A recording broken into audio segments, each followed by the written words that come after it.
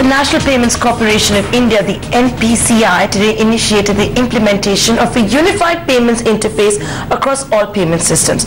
Basically, this will enable account holders to send and receive money from their smartphones with a single identifier without entering any bank account information. Sounds too good to be true. CNBC TV 18 Ritu Singh has that story. Online transactions are set to become easier.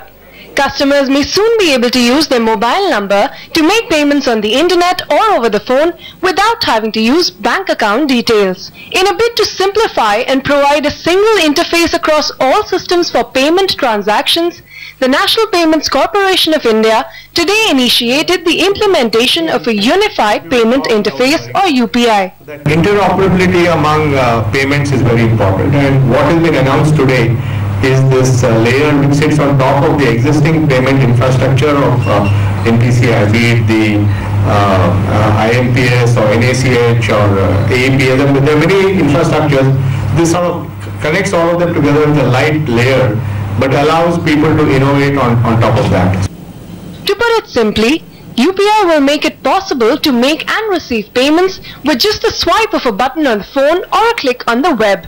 And what's more, the user will not have to enter any bank account information to make any transactions. Instead, a single identifier like the Aadhaar number or the mobile number can be used to make transactions. NPCI, the umbrella organization for all retail payment systems in India, hopes to launch a pilot soon.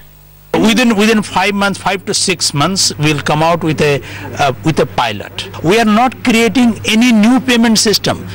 We are creating the facility whereby payment products can be launched by the banks using IMPS. The new interface is likely to be a blessing for small-scale banks that don't have the necessary infrastructure to set up their own e-wallet or digital bank. The unified payment interface will allow these banks to create an app for their customers using NPCI's infrastructure to tap the ever-growing online customer base. In Mumbai, Ritu Singh. That could certainly make all our lives easier. Sounds too good to be true. With that, we wrap up this edition of India Business Hour. Thanks for watching. Your World at 10 coming up next.